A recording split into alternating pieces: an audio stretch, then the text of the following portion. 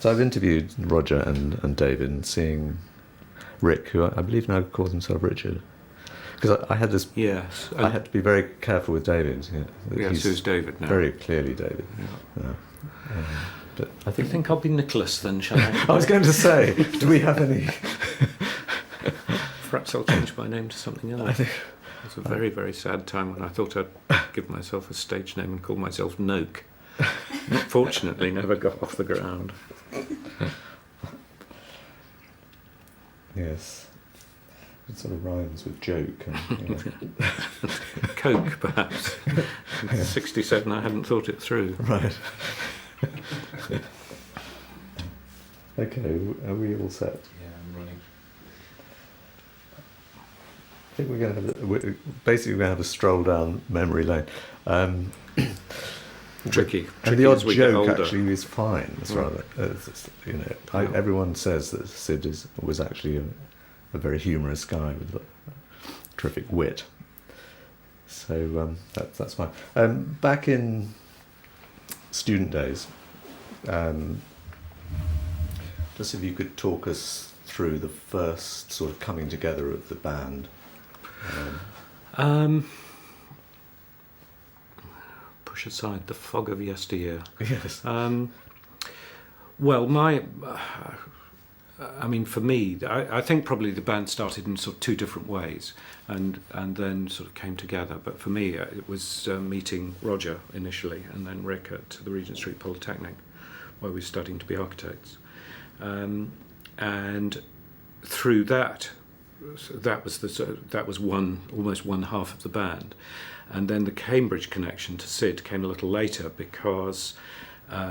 We'd actually got a yearmaster at college who was a guy called Mike Leonard, who was instrumental in funnily enough, in the band actually becoming anything. And he was involved in, having been a lecturer of ours at the Regent Street Poly, he then went to Hornsey College of Art and started running a light and sound workshop there. But when he left the Poly, he was looking for students who might take a couple of rooms in his house.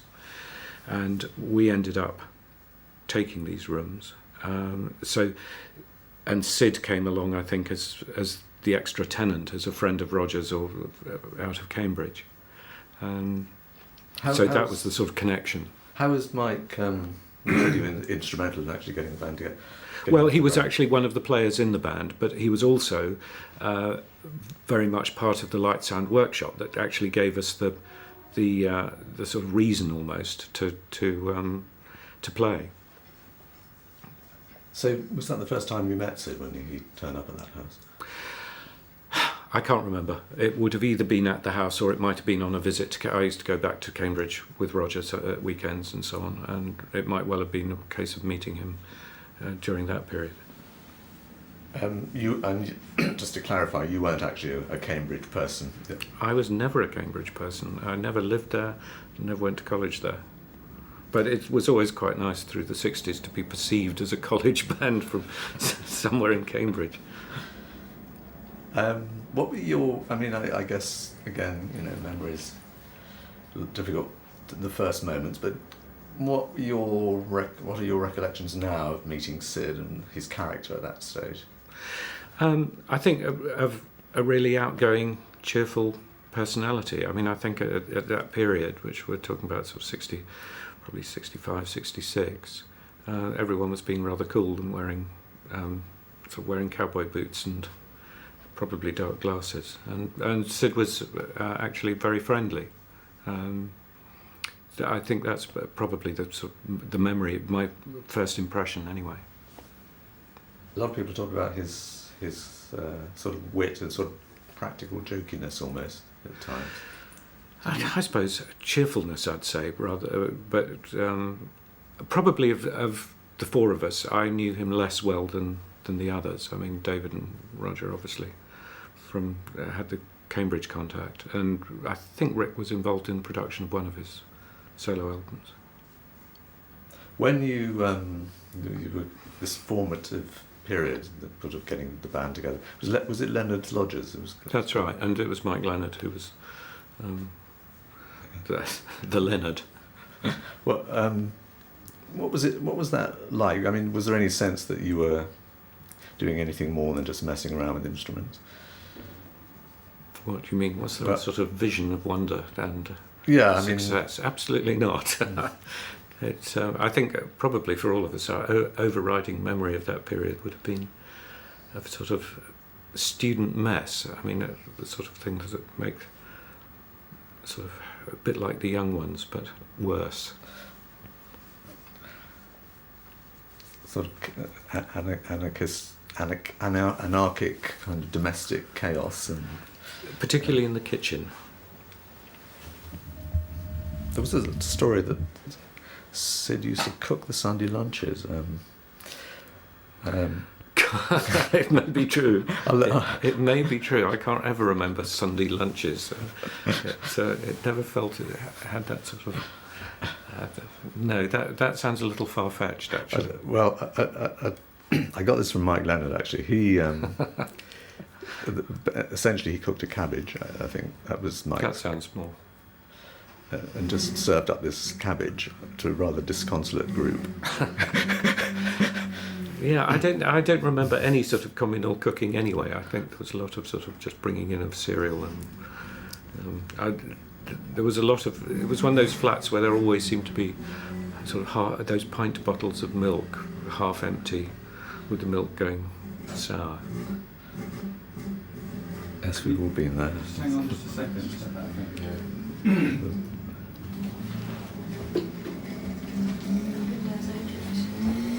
Is there just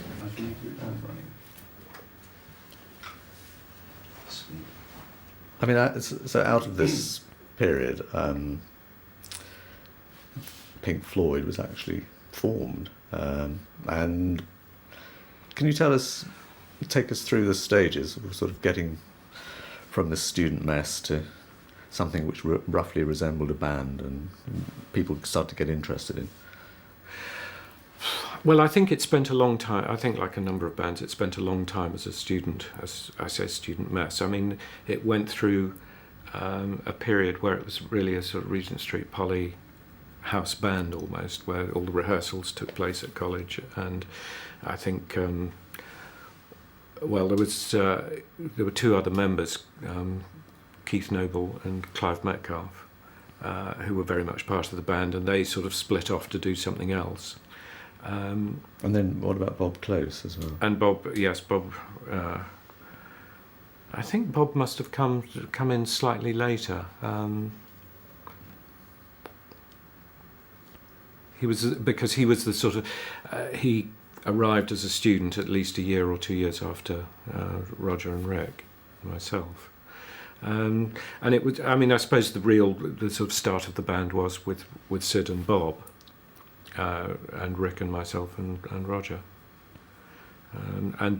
but a lot of it was connected with this business of Hornsey and the Light Sound Workshop, because that gave us as I say, the reason for playing in the first place, and the opportunity to play this slightly weird music rather than just doing the straight student hops, and that that made us interesting to other people. So in fact, the moment when we sort of started to turn into a professional band was the moment when the record companies were interested in this band who were doing all this weird stuff.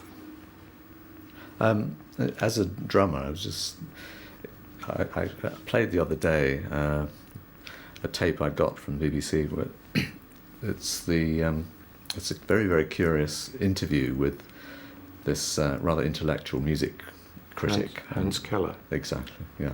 And at the beginning, you but play... why does it have to be so loud?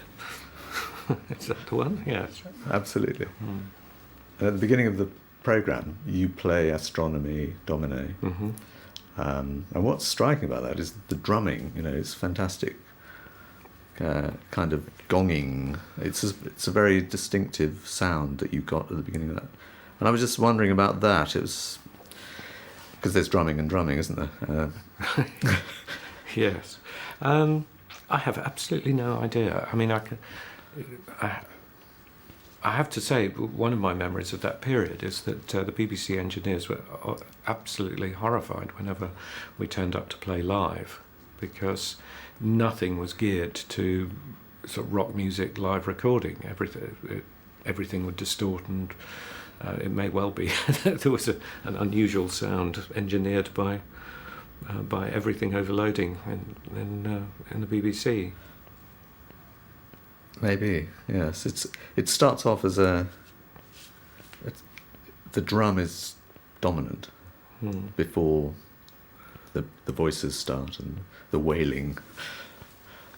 Yes, I'm just trying to remember there's a sort of drum build up through it, and it then a comes lot of crashing smashing in, and crashing. But it's very, it absolutely sort of rivets you you'd watch it. I haven't seen it for a while, but it was. I mean, to be fair to poor old Hans, it was loud.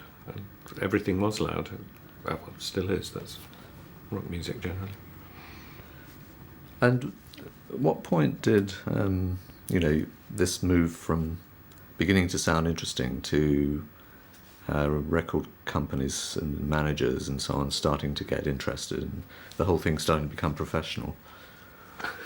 I don't think there was a sort of clear demarcation line, because in fact the curious thing was, in a way, we carried on two musical careers at the same time, because we were doing weird stuff we were doing weird stuff in everywhere, but we were if we took Interstellar Overdrive out to outside London, people hated it, and the record company sort of had us in the studio, and we made a sort of proper record with songs, but most of our live show were the very extended versions of these things, and they were particularly unpopular. And the first LP, Piper at the Gates of Dawn, is really a collection of songs. It's got those tracks on, but they're much shorter than Much shorter, yeah, absolutely. As I say, they were sort of vehicles almost when we went out to play live. Because people didn't do that kind of thing on record in those days, really, did they? No, they didn't. I mean, there was still a sense of songs being almost single length, apart from House of the Rising Sun, that had slightly broken the mould a few years earlier. Even the Beatles were doing songs that generally were sort of 3.5 minutes long. And we put a version of Interstellar Overdrive on Piper, but it's still a fairly shortened version. Sid's songs are all, looking back, very distinctively Sidish. People talk about Bike as being a kind of classic. At the time, I mean, what did you think about those songs when you came up with them?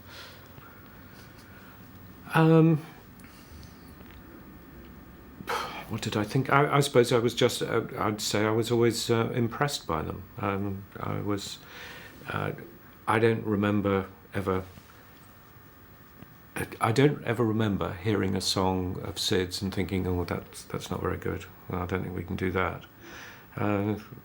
He seemed to, I think he was, my impression is that he found writing relatively easy. I mean, having known a number of writers over the years, I mean, some people it just sort of flows out of, and other people really sort of struggle for it. And the impression with Sid was that it would just come fairly naturally. I mean, something like Arnold Lane, he tosses off this song about an old guy who's going around Cambridge, sort of lifting panties off the line. Fairly unusual subject for a pop song, and it's sort of jokey as well in a way. Yes, but I mean, I think that's one of the. There's certainly quite a lot of humour, and there's quite a lot of whimsy, really. I mean, you mentioned Bike, or the gnome. I mean, Grimble Grumble. One would find some difficulty now, perhaps, in playing that live, but it is. There is humour in the songs, and I mean, I think there's an undercurrent. There's probably an undercurrent of humour in more songs than we realise. Actually, I mean, I'm not just talking about Sid. I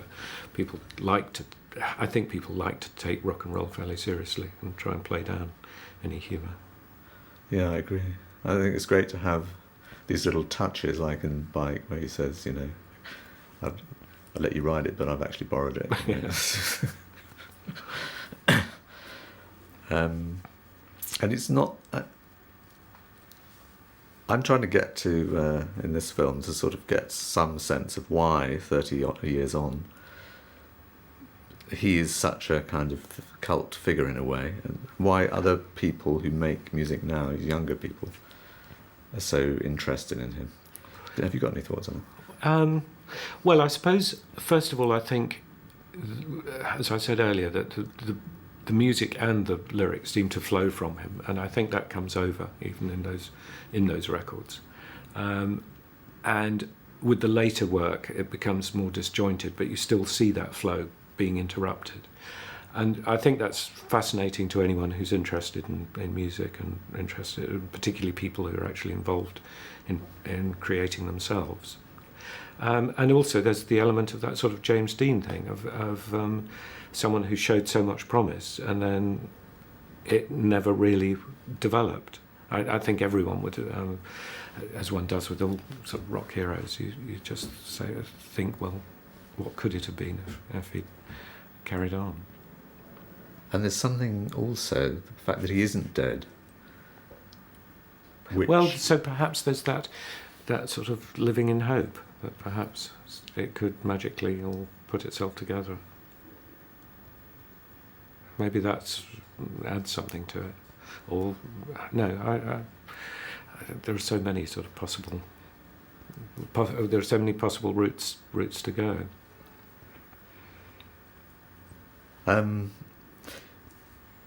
The sort of stages were very fast when I was just thinking of how you went from the singles, Arnold Lane, See Emily Play, both pretty successful, and then the Piper at Gates of Dawn, and then it's sort of almost over for Sid at that point. Yeah, very quick. I think so, and I think there's a view that that perhaps, I say destroyed him, but that was an element that broke him. I mean, I'm sure everyone else has and not necessarily sort of given a theory, but said that one of the problems with talking about Sid is to try and say something that's accurate rather than one's own personal view. And in terms of Sid breaking down, it's very hard to... There isn't a definitive answer as to why it happened. You could say acid casualty, or maybe he just had a mental setup that was bound sooner or later to crack. But it would appear that he was distressed, really, by the way the music became more commercial. I say commercial. It was treated in a commercial way, and that perhaps he originally wanted to be a pop star and then wanted to be a sort of serious musician. Who I really don't know, but that seems to be an element of it. That was one of the things that sort of cracked it up, was the fact that it became more Top of the Pops, and initially that was sort of the pinnacle of success, and then it became a millstone. Did you see that yourself with him? Did you see this kind of struggle going on? Absolutely not. I mean, when I look back, I see it absolutely, but clearly. But at the time, of course, you do. I think it's again, it's sort of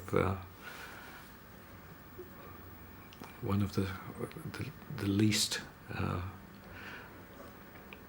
What's the word? Well, one of the least desirable aspects of rock music is a tendency to try desperately to ignore problems and press on with your career or success or whatever it is. So I think, when I look back on how we treated Sid, I don't see, a bunch of very kind, nice people doing the very best they could. And I think, basically everyone was sort of thinking, well, how on earth can we get this under control so we can carry on? And it's hard now to... Being wise after the event, there's a lot of other routes that might have been taken. Having said that, I think a number of people made considerable efforts to try and do something and make things better. But I think when I think of us on tour, with Sid sort of losing the plot, I don't, certainly as far as I'm concerned, I don't remember being overcome with compassion. That's the American tour. Yeah. Well, I guess that was a huge step, wasn't it? The American tour. I mean, that there you are going to America for the first time. You know, we know what happened when the Beatles went to America for the first time. I mean, it could have been a massive breakthrough, and yet this thing's going on internally in the band, which is really throwing a spanner. Yes, although with hindsight you could also say that there are people who sort of 20, 30 years later who were at some of those early shows who'll never forget it. They were pretty wild. Yeah. We might have just gone out there and done all the normal stuff and never gone back again. So that really is another imponderable. But at the time, certainly it's entirely understandable from the perspective of a very young group breaking through, that you should be absolutely, focused on that maybe, and hoping against hope that Sid's just going to pull himself together. Well, thank you for that, Doctor.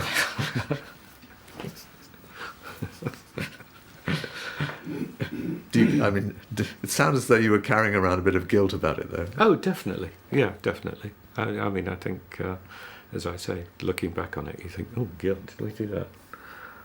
It wasn't compassion, it was rage. Come on. Actually, perfect therapy. Pull yourself together. Not something that perhaps is seen as the most helpful thing to say. I think Roger told us about this classic moment when you're on American TV.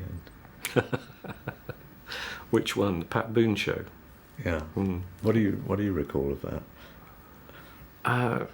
Well, and I'm trying to remember again that things tend to sort of merge into one dreadful television experience.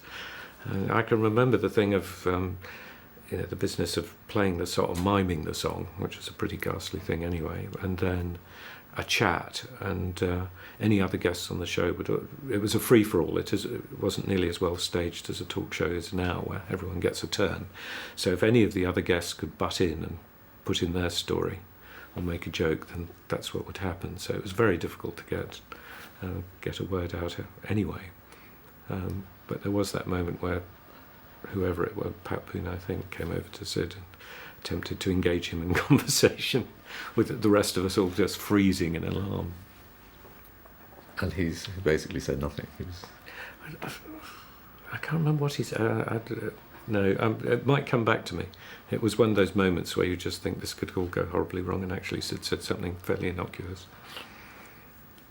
Roger described another time when they had a sort of rehearsal. Every time you did the rehearsal, Sid was fine, and every time the director said, "Okay, roll," Sid just went completely catatonic, almost, sort of refused. I'm sure that happened. I mean, my memories were probably more the business of Sid and his hair, the famous backstage story of him suddenly deciding that he didn't like his permed hair and demanding enormous amounts of hair gel so that he could try and straighten it. So he went on absolutely dripping with gel or grease. Oh God!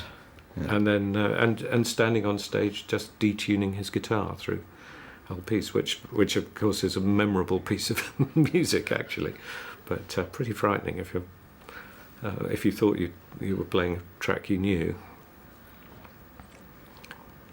It was it was pretty desperate, but I suppose the weirdest thing is just how, when something like that's going on, you just sort of ignore it and you somehow think it's all going to be all right, or you can pull it through or something. There's a lot of drugs around as well. I mean, how much was it? I wouldn't know. How much was? Some people are terribly kind of sure that he was an acid casualty. Others are absolutely clear that he wasn't. That it was fame and so on that he was fighting. Well, I would imagine that probably it was both. I think there is a fair amount of acceptance that he he took bad trips. That acid did not work for him, or if it was alarming rather than rewarding, and that there was a tendency for him to feel that he ought to try and he could break through. I definitely I never had the heart-to-hearts with him on this subject at all. I wouldn't care to promote myself as an expert, but I do feel that probably it was the mix of these various different things that really broke him. Can you remember the discussions about bringing in David Gilmour?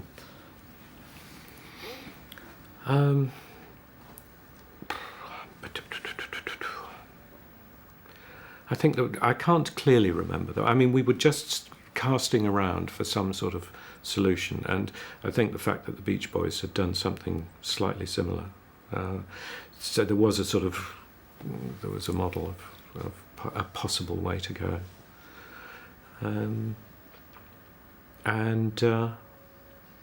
so we started talking about it. And as usual with the band, we wouldn't have talked about it in front of Sid. It would all have been extremely secretive. And I can't remember how we first sort of really dealt with the idea of bringing an extra person. I do think we did. We definitely intended to have a five-piece band. That was definitely the original plot, and we did. It's fairly well documented. We did at least one show with five of us. Yes. I found another curious bit of tape. Belgian TV recording of Apples and Oranges, and which one's that? It seemed to me that it was Sid's voice, but Dave miming. Yes, absolutely. I think we did see Emily play on that basis as well. Actually, Roger's miming the song, and Dave is miming Sid's guitar work. Right. Yeah. So it's this curious thing when Roger is singing, and it's definitely Sid's voice. Yeah. Yeah. No, I think I've seen that bit of film, and of course I don't remember doing it at all. But again, it when you just sort of get on with it. I mean, it is extraordinary. I suppose what I find peculiar is why we didn't, at various stages in our career, we didn't just retire and say, no, this isn't working, or this isn't going to happen. The curious thing about Sid is not only Sid, but is the whole business of the way bands work, and the fact that, and it's been seen with, I think, the best examples might be things like Fleetwood Mac and Genesis, where you don't actually realise that there are other leaders waiting to jump on and take over. Yeah, but they're there, and so they do have a bit more of a vision, rather than just, oh well, let's mime Sid's song and then worry about the next thing. There's already a plot. There's a plan afoot. So there's got to be a stage when it seems like probably impossible that the band could be any other way, and somehow you've got to just keep going with the same sound. I think, actually, one of the things I do remember was the relief when Sid went, actually, and how much fun it was playing with Dave. Because it actually just, that probably was one of the things that made a big difference, that actually it was so enjoyable suddenly being back to the idea of playing music, all the sort of original things that had made it fun, that we knew that there was large, it was quite likely to be a lot of the audience who'd say, where's Sid, as they continued to do for the next 30 years. But actually it was fine, because it was so much fun to do, it felt fine. It's tempting to say when you say for the next 30 years. Pink Floyd have kind of kept him in there in a way, in the subject matter. So we are sort of reminded of him and Wish You Were Here and even The Wall a bit. Yeah. Was that something that, did that feel like sort of working out a ghost? I'm not sure whether it was working out the ghost or whether the ghost was creeping in. Spooky. Yes, good. Just a little more thought about Sid's creative abilities, and where those songs come from, and I guess that's the thing that people like. And we interviewed a guy from Blur, Graham Coxon, who, he's so sort of inspired and impressed by the songs as songs, and it's that thing that I'm trying to get insights into, in a way. I mean, in a sense, deceptively simple, but also they are pop songs. They do have a great kind of... Yes, I mean, a lot of them are made, designed in proper pop song style, with verses and middle eights and solos and all the rest of it. And they tend to be very complete lyrically as well, but then wander off into sort of some wonderful, wonderful territory. I mean, I like, apart from the sort of whimsical thing, there's a very 60s song, Chapter 24, which is very much based on the I Ching. But it's a great idea. You could say, well, it's not cheating, but it's easy peasy, because actually lines are lifted direct from the book. But it's a great idea and absolutely right for the period. Yeah, absolutely. And perhaps that's part of the attraction. It is very clearly from the period. It's they're not. You absolutely nailed the 60s with them. It's fascinating that Piper, because it has got such a mixture of the English, yes, quirkiness, childhood references, Chapter 24, and this guy riding around Cambridge on a bike. It's all thrown in. Yes, this sort of pastoral scarecrows. The other one. I mean, again, just. Extraordinarily almost like folk songs, I suppose, rather than rather sort of heavier weight rock style of let's say, astronomy. Also not American, not influenced. You don't feel you have to sound American. I don't think we perhaps knew how to sound American. I mean, the curious thing is, I think when we went to America finally on that tour, that first tour, we were astonished at what we found, because we'd obviously had some records out of America, but most of the sort of San Francisco bands had a lot of country music in what they were doing. And I think we'd just assumed that we'd be out there with people doing other versions of what we were doing.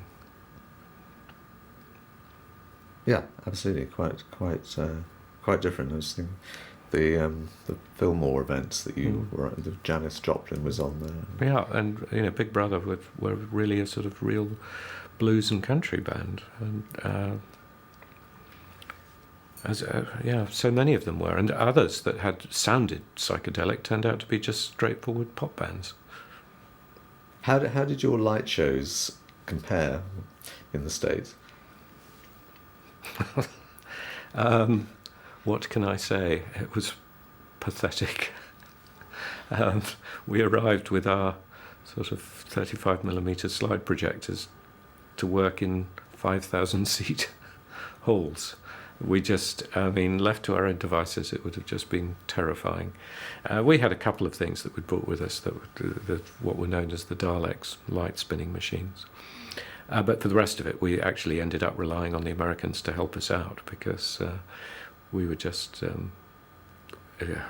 not ready for it. I mean, just in terms of the equipment, the ideas that the lighting people were doing at the time were fine, but the Americans had got proper, powerful stage lighting.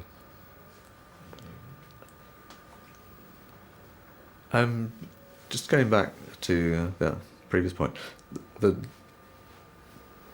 fact that you didn't do what a lot of young English bands did, to sort of imitate the blues sound that was R&B kind of sound, and have the sort of South London version of which was a mix of the Stones, you know, Yeah. of RM. But Louisiana meets sort of Chigwell. exactly. Something sort of distinctive. There was clearly a bit of a self-confidence there that you could do something different, which I found very interesting. That out of this, you know, out of all the student, Yes, playing. because and I suppose looking back on it, there was a lot of we used to play as you know, when we were a student band. A lot of it was R&B and Beatles and Stones covers and Bo Diddley. I think there was a Bo Diddley was very much an influence on Sid, and Sid's, I suppose, it's that thing of sort of. It is part of that sort of whole rock and roll thing. It's actually not about being a brilliant musician. It's about having some new ideas. And I think Sid just played guitar in a slightly different way and took a slightly different view of how to do things. There's something to be said. When I look back on, say, Bob Close, who's just a great guitar player, would have probably stayed in a more conservative groove if Bob had stayed in the band. but because it was pushing away from the sort of Trying to find things that you could do that are different and unique. Yeah, I think Bob has mixed feelings about it now. But I mean, He's a nice man. He's very funny on the subject. yeah, I think he recognises that in a way, you know, his own. He's still playing blues. Yeah, and stuff. I've seen Yeah. him a Yeah. little bit. And, So I mean, he's actually playing the stuff that he always liked playing. yeah, he was great. I mean, he was far too good for us, really. That was part of the problem. He'd love to hear that. We're seeing him this afternoon. Oh, really? I'll tell him. No, I'm very fond of him. In that sort of difficult period when things were going wrong with Sid, can you remember there were these, what now seem to be, you know, almost records of his inner mind, you know, thinking of Scream Your Last Scream, Vegetable Man, and Jug Band Blues. Very sort of raw, fragmented sounds, all of them. And two of them haven't ever been released. Scream Your Last Scream and Vegetable Man. They're all great, actually, listening to them now. There's sort of terrific kind of punkish sound to them as well. Yeah. Predicting punkishness. But there was a lot of talk, I think, with EMI about whether to produce one of those as a single. I think Scream Your Last Scream was. And then they didn't. Yeah, so I think Peter Jenner put them out on sort of as a bootleg, feeling that they should be seen and heard. But I think they were sort of unfinished, and that was part of the problem. And I think some of them I do some vocals on them, and I suspect the others, you know, didn't want me to shine. Which one do you do vocals on? Can't remember now. I think Scream Thy Last Scream. It's not my greatest work. I have to listen to it again very carefully. But didn't EMI override, decide not to go ahead with the release of them as Scream Your Last Scream, I think, as a single? Override who? I don't know. Was it initially thought that it would be a single, and then there's... I think it was being designed as a single, and then something else. I really can't remember what. Are you going to talk to Peter and Andrew? Yes, we've talked to both of them, actually, yeah. You have? Yeah, Can yeah. they- In fact, I think Peter's giving us a bootleg version of it, yeah. Whether we can use it or not, I don't know. Yes, it could be slightly difficult. Could be a headache. Perhaps I've talked to EMI about it before. Yes. Get sued. You can do a final interview with the EMI lawyer. Yes. See what his view is of it all.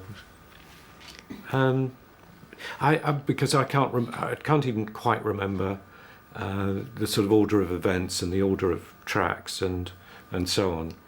But they were certainly designed. They were the sort of follow-up singles, and then probably it was the Sid leaving became a reality, and we were looking for something where we wouldn't go and have to mime Sid's work. I guess Apples and Oranges actually was probably was it? Yeah. That's right. I think so. Yeah. Just thinking about those songs, though, at the time, I mean, did you feel, my God, we're really kind of getting into something pretty heavy here? This, in which time? The your last Scream recording time, the Vegetable Man. You were sort of in. Well, I think, as I said earlier, I think certainly my memory of it is of managing to sort of skate over it rather and ignore it as much as possible. I mean, that was very much our view anyway, I think. The tendency to try and just ignore it. I think one of the memories is of setting off for a gig. We had a car and we'd go and collect whoever, in whatever order people need to be picked up. And on one occasion picking Sid up, and he was wearing sort of full makeup and not quite drag, but towards that. And there was just this sort of blank, let's just pretend it's normal and carry on. And don't say anything. Don't say anything, don't do anything. I mean, we had a sort of style almost of, if there was a problem, ignore it. And it finally sort of came to the point where we ignored it by not picking Sid up one day, just going off with the other four of us. Because he obviously, in terms of the group, he'd become a liability. We are, absolutely. I mean, I also was just thinking about it, there must have been some pretty funny moments too. I mean, because, being in a band too, is great fun. The problem really is that it tends to be one of you're either fighting or you're having fun. There's not much middle ground really. And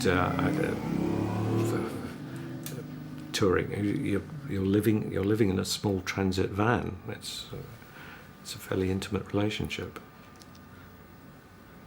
So Sid's eccentricities must at times have just had you falling about laughing. I mean, but when you weren't trying to ignore them. Yeah. Shall I roar with laughter, or shall I try and kill him?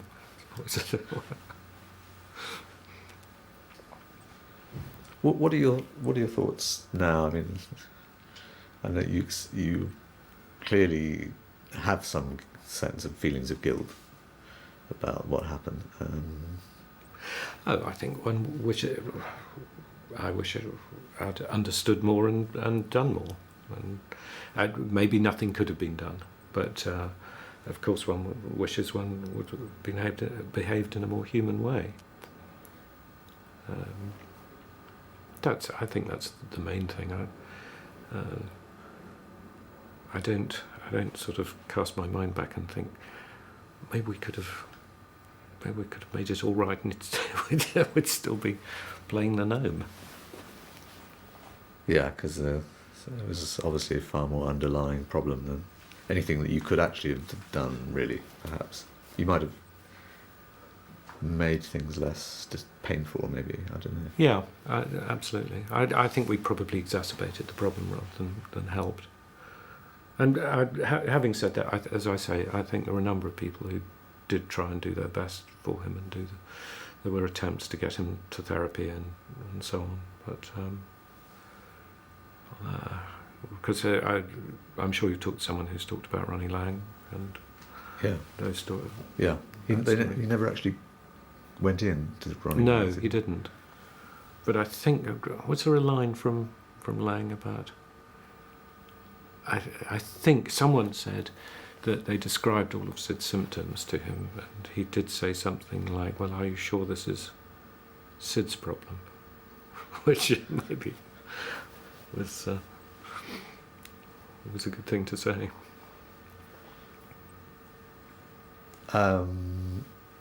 When did you last see him? I think, in my case, probably the Wish You Were Here recordings. Occasional sort of sightings are reported to me, but I think that's the last time I saw him. Actually, I'd love to get your account of the Wish You Were Here sighting, because everyone has an interesting, different memory. Well, my memory was coming into the control room and seeing this large bloke in a raincoat who was there with, and I thought, well, no one's introducing me, so no one knows who it is, was my first thought. So he's obviously coming off the street, and everyone's sort of wondering who's going to try and get rid of him, or does he know someone there? And finally someone said to me, do you know who that is? And I had to say no. And they said, Sid. And it really took a moment to sink in, because there's completely changed, a different person. You know, I remember Sid as he is basically on the cover of Piper. Well, more or less. I mean, not obviously in triple vision, but there was this guy who just looked like someone else. Apparently he was huge. Yeah, huge, bald or shaven head. And I can still sort of see it in my mind's eye now. And when I think about it, I can still see his eyes. But it was everything else that was different. That is shocking, actually, to see his eyes. So you knew in the end, it was him. Yeah.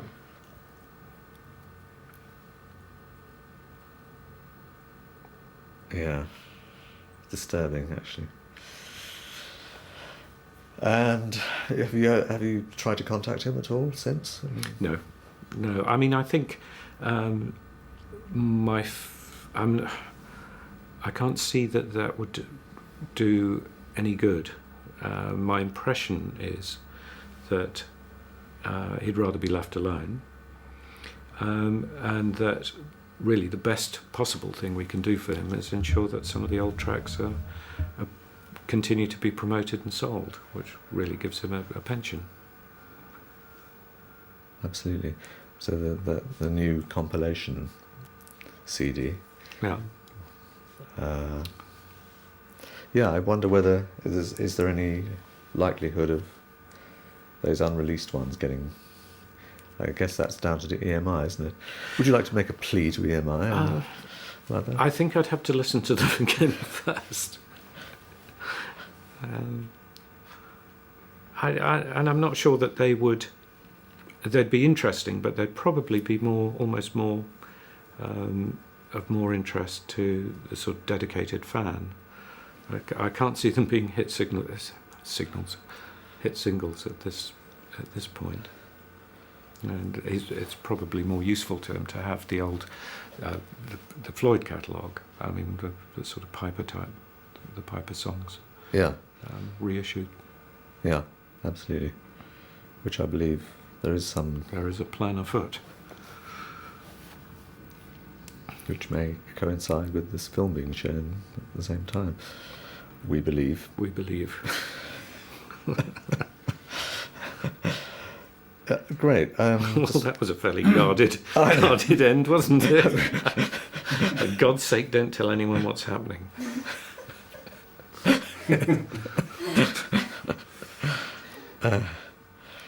I just have another little thought here. Where we talked to Joe Boyd. Oh yes, yeah. Who's great, actually. He's still terribly excited about Arnold Lane. Yeah. He did great work for us, and I mean, it's hard to sit here and say it could have all worked out so well, because the band, it just took a different route. But it would have been interesting if we'd stuck with Joe as a producer. Have you talked to Norman Smith at all? No, written to him via email, so hopefully we will. Right. Yeah. Because really Joe sort of was he was terrific for us and produced 2 really good singles, and then it all went a different way. And Norman was good, but in a totally different way. And Apples and Oranges is almost a Norman Smith record in certain ways. There's a very strong influence of Norman in there. And it sort of took us down another route for a year or 2. But all these influences do sort of push bands in different ways. Do you think Joe was more sort of allowing, in a way, the sound to come through? I mean, I'm not quite sure what I'm saying here, but the musical quality to come through rather than trying to change it and steer it? And probably. He was probably a little bit more... He was inevitably a little bit more loose, let's say, because Norman was brought in by EMI and very much to follow a sort of a slightly more sort of corporate approach to the whole thing. They'd seen how George Martin had worked with the Beatles, and they saw a really terrific partnership, and I think they hoped to do the same sort of thing with us and Norman, and they saw someone who would be part arranger, part producer, and part sort of musical advisor.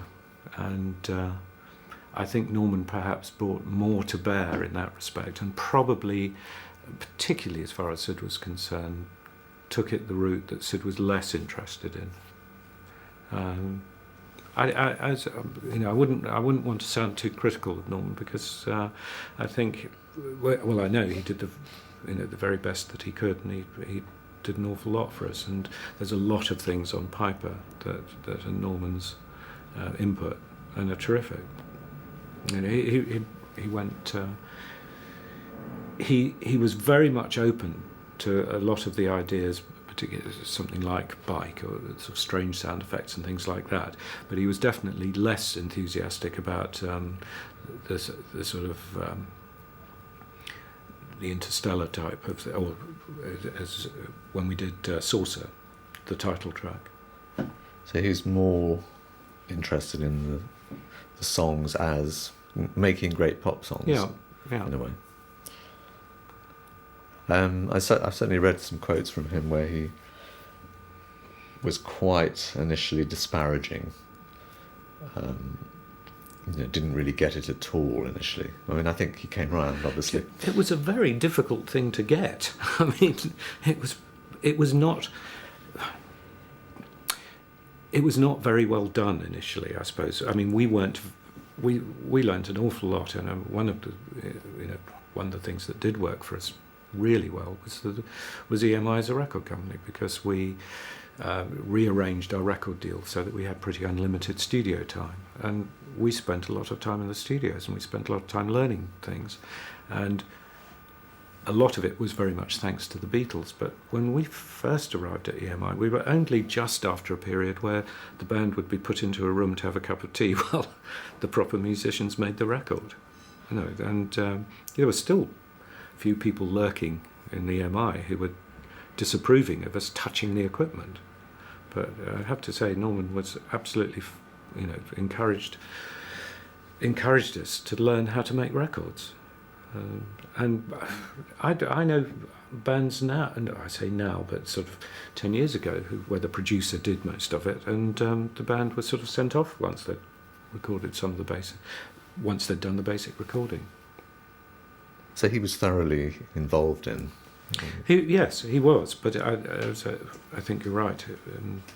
I can't remember what he said, but I think he just was not sympathetic to the wilder aspects, and so was inevitably going to try and channel the work into the more regular songs.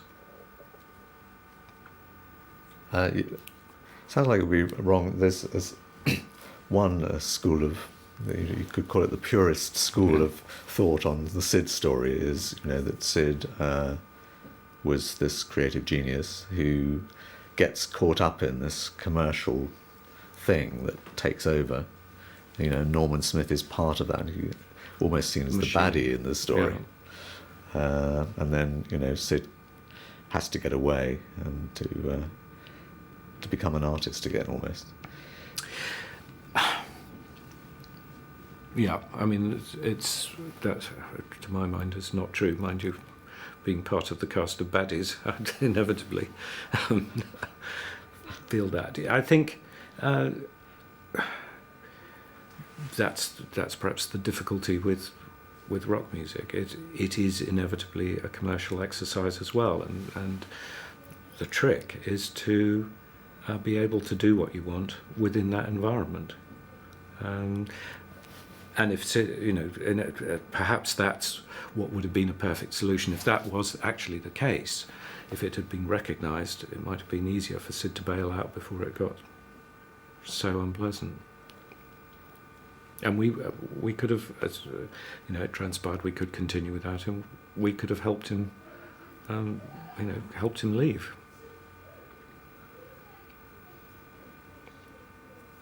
Just a couple more, and then I'll let you go. Thank you. I can feel my body language as my hands get tighter and tighter as the questions get more difficult. Oh God, sorry about this. I was going to. This doesn't throw you. Thinking about Dark Side of the Moon, that there, I guess this song comes up, Brain Damage. You look at the lyric of that and think, my goodness me, this is all about Sid, and it's extremely, painful. That's a painful song to listen to. When that came up, was that? Did you kind of talk about it, or was it something Roger just came in with and said, "Okay, here we go"? I think Roger came in with it. I think, we had quite a lot of discussions about the ideas that would go into Dark Side, but some of it was already written. I can't actually remember. I can't remember. You'd have to ask Roger. He probably has a fair recollection of which songs were written to order and which songs existed and were then assembled into the right and fitted the pattern. Because that's my memory of how it worked. It's sort of what you do sometimes is you decide to do a concept album, but you do the concept album after you've written most of it, and then just assemble it into the concept. Into the concept, yeah. Looking back at it now, is that song a kind of therapy song for the band?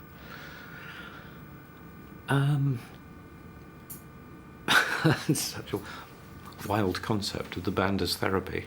You have therapy to get over the business of being in the band. I don't know. I don't think so. Again, I'd put it down to this business of Sid creeping in, unknowingly.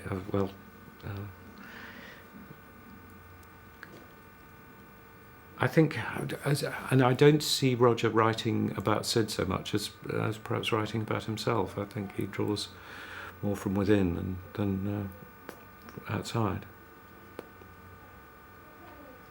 There's some chattering going on. Yeah, we need to cut. So, just curious. It's interesting, this idea of Sid sort of creeping in. So you're saying this would become a theme without you realising it in a way, and then suddenly it's there. Well, that's my impression. As I say, you'd have to really ask Roger in the case of Brain Damage, whether it was written with Sid or anyone else in mind. But